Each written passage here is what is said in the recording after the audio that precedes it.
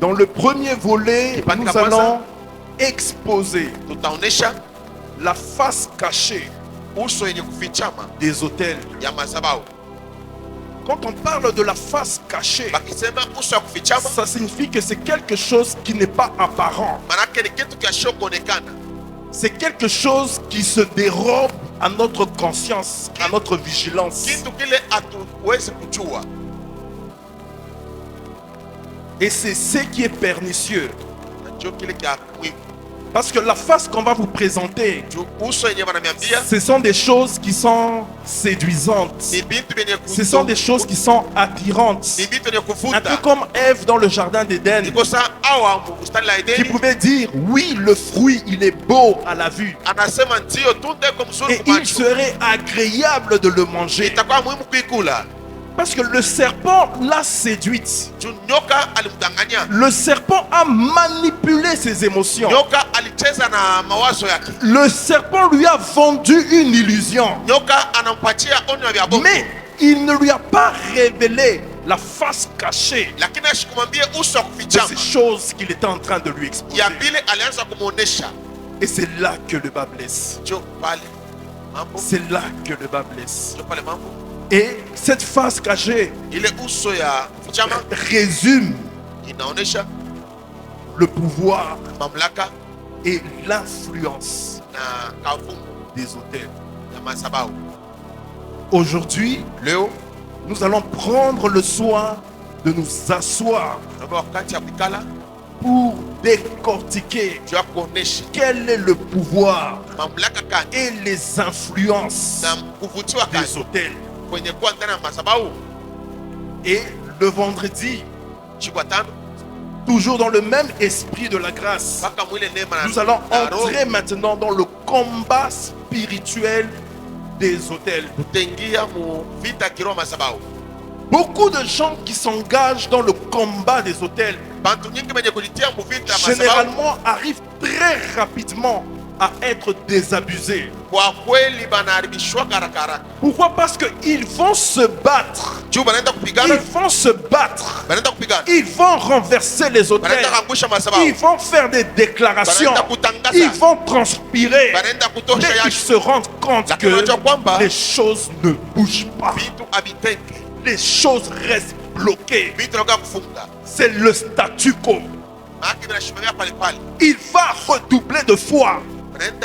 Il va redoubler d'ardeur dans les sacrifices pour renverser ces autels. Il ira parfois dans certains centres spirituels. On va lui dire de faire beaucoup des offrandes. Il va faire des offrandes, des sacrifices.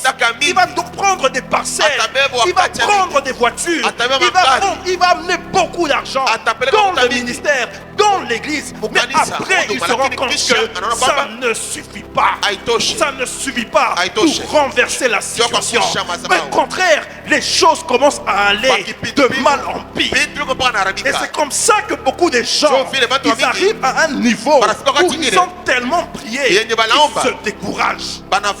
Ils se découragent. Ils disent, Seigneur, qu'il me soit fait selon ta volonté. Je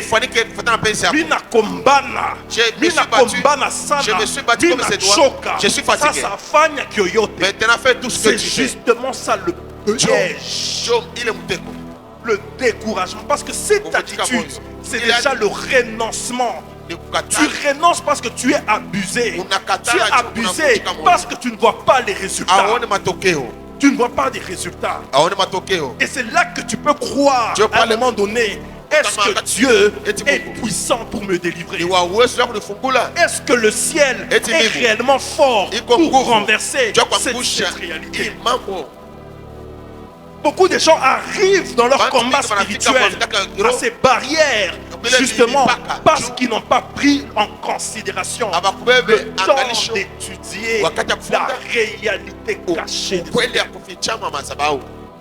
La réalité cachée. Amen.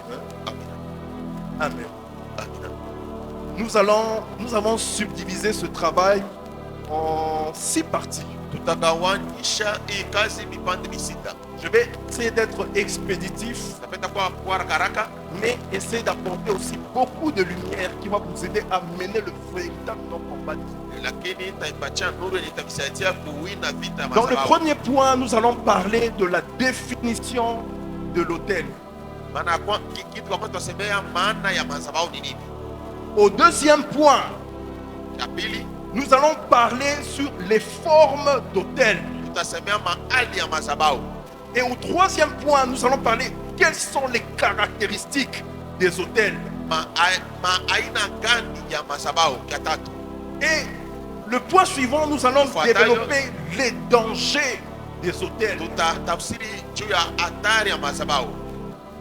Au cinquième point, nous allons exposer l'origine et les intérêts des autels. Et au sixième point, nous allons parler sur la corruption maintenant des autels. Je vais reprendre. Le premier point, c'est la définition des autels. Le deuxième point, ce sont les formes d'autels ou les types d'autels. Troisième point, il faut comprendre quelles sont les caractéristiques des autels. Quatrième point, quels sont les dangers des autels. Cinquième point, quelle est l'origine et les intérêts des autels et la corruption des autels. Je vais demander que tu puisses prendre note afin que tu puisses te servir de ces enseignements pour mener le bon combat. Amen. Amen. Qu'est-ce que c'est qu'un autel? Un autel signifie, dans la compréhension ancienne des Hébreux, les Hébreux qui sont le peuple de Dieu, ils comprenaient par autel un lieu d'adoration. C'était un lieu d'adoration. Et le mot pour décrire autel, c'était mitzbeha. Mitzbeha. Et mitzbeha signifiait un lieu de sacrifice. Le lieu qui sert d'adoration. Un lieu de rencontre entre la divinité et l'humanité. Un endroit où Dieu est présent pour communiquer et échanger avec les hommes. Amen. Hein? Donc, un autel était une plateforme spirituelle qui permettait la jonction ou la connexion entre le monde des esprits et le monde des humains. Comme nous connaissons la loi spirituelle, dans la loi spirituelle, Dieu avait établi un principe de séparation des mondes. Le monde surnaturel ne pouvait pas communiquer avec le monde naturel. Le monde des esprits ne pouvait pas communiquer avec le monde des hommes. Et même quand on se projette dans l'invisible, le monde spirituel de lumière et le monde spirituel des ténèbres, il y avait des séparations. Et ces séparations, c'est ce qu'on appelle dans le langage liturgique le voile. De telle façon à ce que les habitants du monde spirituel ne peuvent pas, d'une manière égale, d'une manière légitime, interférer les humains. Ils ne pouvaient pas, parce que Dieu avait déjà établi un voile de séparation. de façon à ce que eux restent dans leur monde et les humains aussi restent dans leur monde. C'est la loi de la territorialité. Amen. Mais maintenant, pour faire communiquer ces deux mondes, pour créer un commerce entre les esprits et les hommes, il fallait trouver un portail, il fallait créer un portail. Quand on parle de portail, ça signifie c'est une porte qui permet les entrées et les sorties, les échanges entre le monde des esprits et le monde des humains. Donc là où il y a une intersection qui permet à ce que les deux mondes puissent se conjuguer, à ce point-là d'intersection, à ce trait-là d'union, à ce pont-là de jonction, c'est ça qu'on appelle hôtel. Et l'hôtel, c'est ce qui permet légitimement que les esprits puissent communiquer, puissent commercer avec les hommes. Les gens d'un monde puissent communiquer avec les gens d'une autre dimension, d'un autre monde. Et c'est ça les hôtels. Amen. Et sur le plan matériel, il s'agissait de construire une forme de table. Une table où on dépose les offrandes. Et cette table devait être constituée soit de terre, soit de bois, ou soit de la pierre.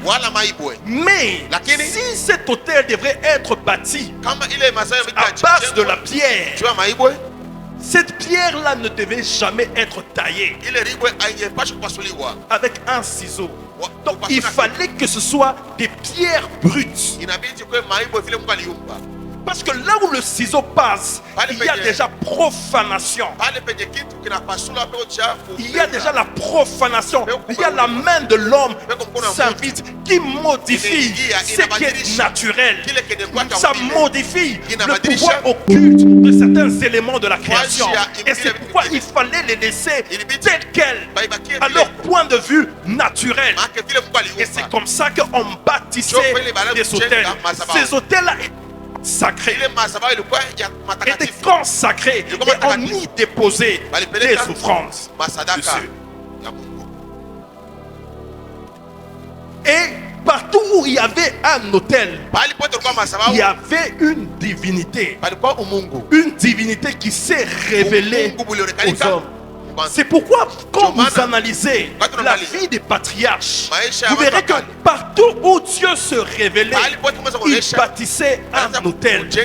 Abraham a bâti un autel, Isaac a bâti un autel, Jacob a bâti un autel. Donc quand on analyse la vie des patriarches, à chaque fois qu'il y avait une apparition, que ce soit d'un ange ou d'un être d'une autre dimension, sur ce lieu-là de visitation, sur ce lieu-là de la révélation, il bâtissait un hôtel.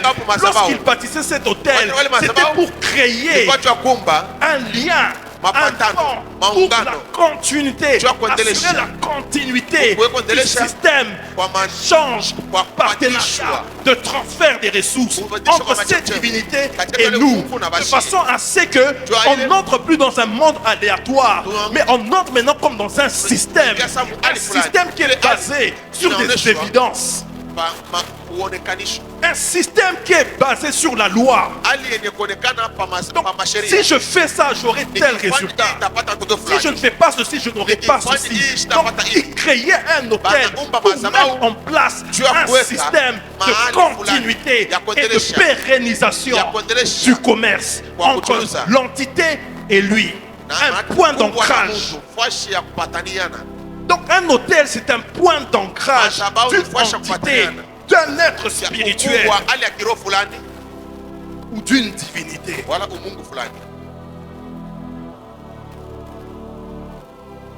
Amen. Amen. Maintenant, quels sont les types d'hôtels? On a essentiellement deux types d'hôtels. Le premier type d'autel, ce sont les autels de dévotion. Et le deuxième type d'autel, ce sont les autels pour les rituels magiques. Le premier type ou la première forme d'autel, on appelle les autels dévotionnels. Donc c'est pour le culte. C'est une entité qui s'est révélée et qui maintenant instaure son mode de culte avec les hommes.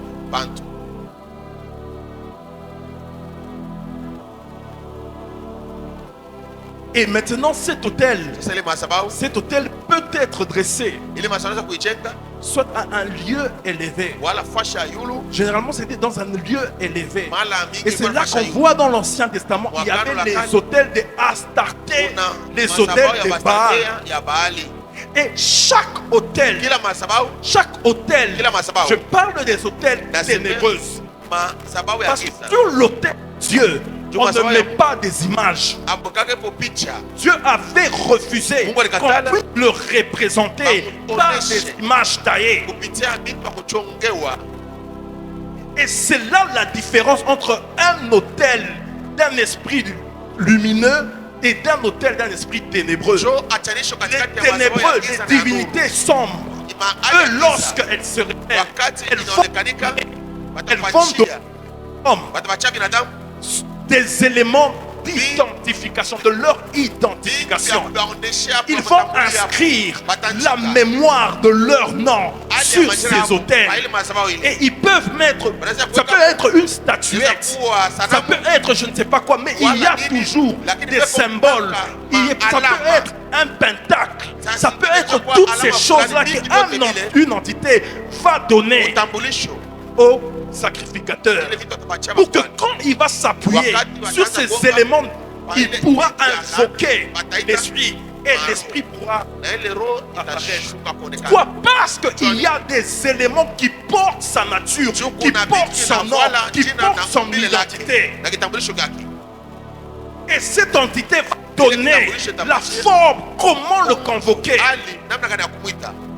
Quels sont les mots, les verbes qu'il faut utiliser?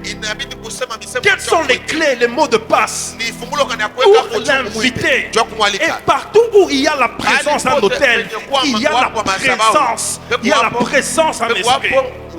Et cet esprit colonise les lieux, colonise les espaces, domine sur les familles, domine sur des nations, domine sur des clans.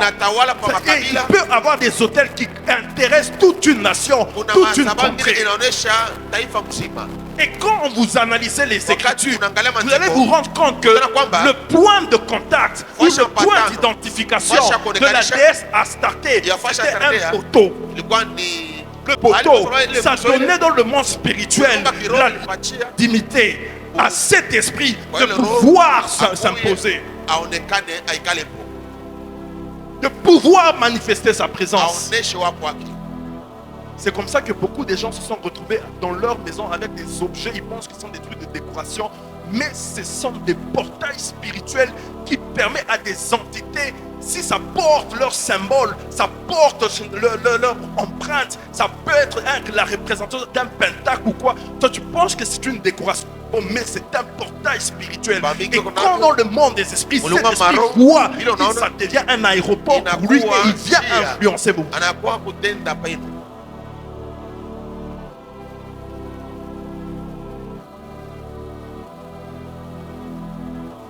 Ça, c'est le propre des hôtels maléfiques. Hôtels daniques. Mais sur l'autel de Dieu, on n'a pas besoin de mettre des représentations, de mettre des symboles, de mettre des pentacles, tout ça. Il n'y a pas lieu. Parce que Dieu est incorporel. Dieu est incorporel. Il est le créateur incréé. On ne peut pas le représenter par une forme. Et c'est dans cette typologie d'hôtel qu'on retrouve aussi les hôtels sacrificiels. Là où on dépose des offrandes d'animaux et autres. Et même quand vous venez dans l'Ancien Testament, à l'époque de Moïse, dans le sanctuaire, il y avait des tables égorgées. Et on égorgeait des tourterelles, on égorgeait des pigeons, on immolait des agneaux. C'était des rituels, une table où on faisait des rituels pour nous attirer la faveur de Dieu. Et je vais vous demander de pouvoir lire le texte de Exode, chapitre 20, le verset à 26.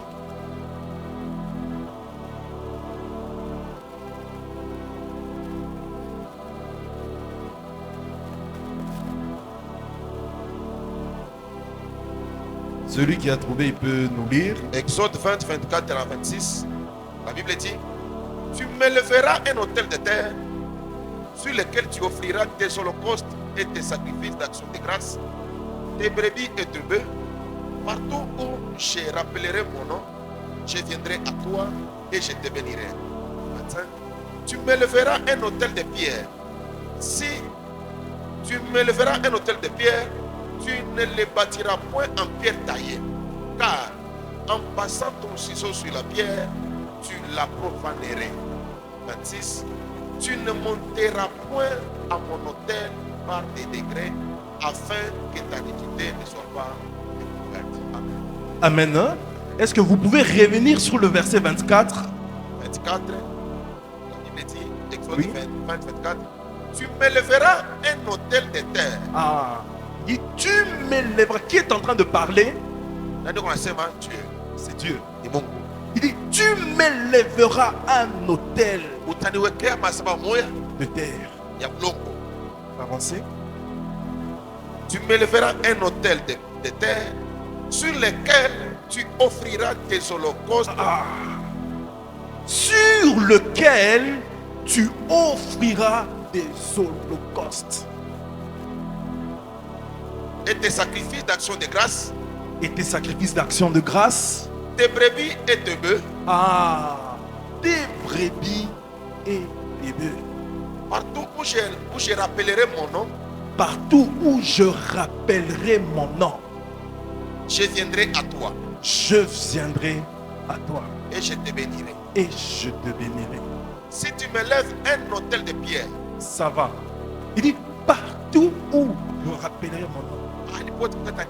Je dis qu'un autel porte le nom. Et partout où ce nom sera évoqué, qu'est-ce que cette entité fait? Cette entité apparaît. Cette entité se révèle. Cette entité se manifeste. Et il commence maintenant à déverser ses faveurs sur la personne qu'il a évoquée. Ces choses, ce ne sont pas des choses de la magie. Ces choses, ce ne sont pas des choses de la sorcellerie. Ce sont des choses que Dieu lui-même a établies. Ce sont des choses que Dieu lui-même a initiées et instituées. De telle sorte que le monde des ténèbres s'appuie sur ce même modèle des choses que Dieu a établies pour pouvoir s'en servir maintenant à des fins nuisibles.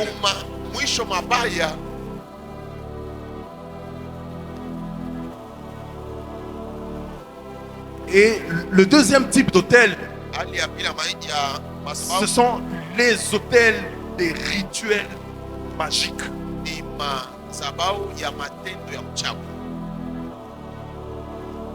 Dans le côté lumineux, ces autels, c'était les autels qu'on retrouvait dans le sanctuaire.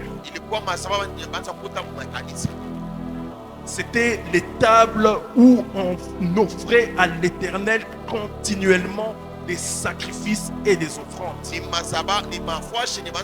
C'est là où le sacrificateur se tient derrière l'autel et exerce le sacerdoce.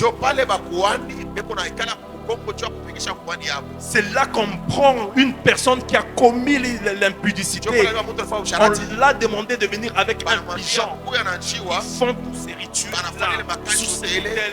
Ils prennent le sang, on purifie. Quand quelqu'un s'est souillé de cette manière, on rappelle, viens avec une brebis. Vient avec une chèvre et ils font des rituels, on purifie la personne et la personne redevient libre. C'est tout ce qui permet à ce que des opérations, des rituels soient faits. Ce n'est pas connecté à une adoration, à une vénération, à une dévotion, mais ce sont des opérations qui permettent de résoudre des problèmes immédiats de l'âme.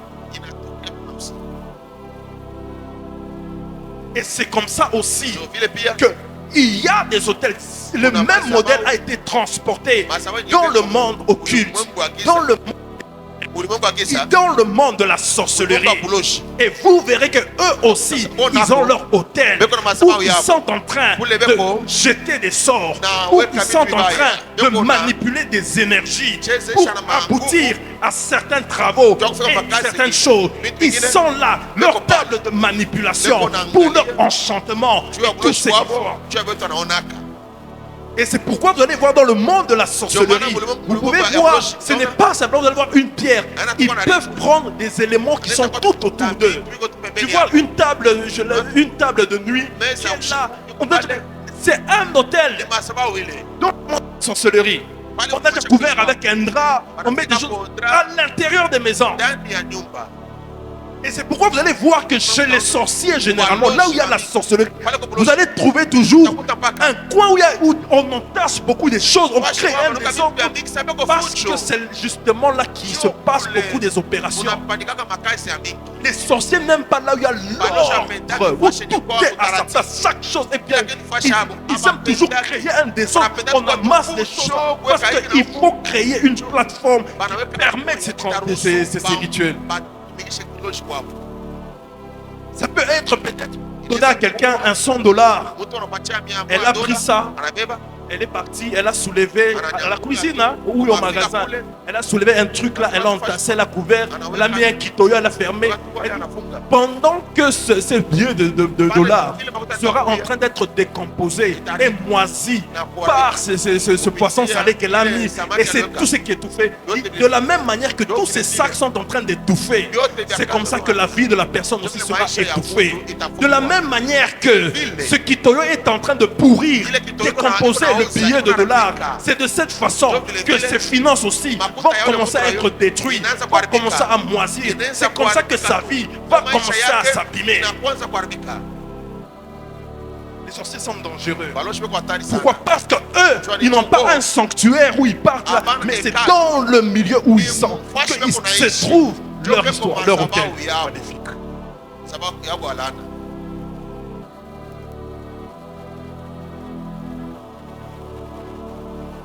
Maintenant, on va passer au troisième point. Ce sont les caractéristiques d'un hôtel. Comme nous avons dit qu'un hôtel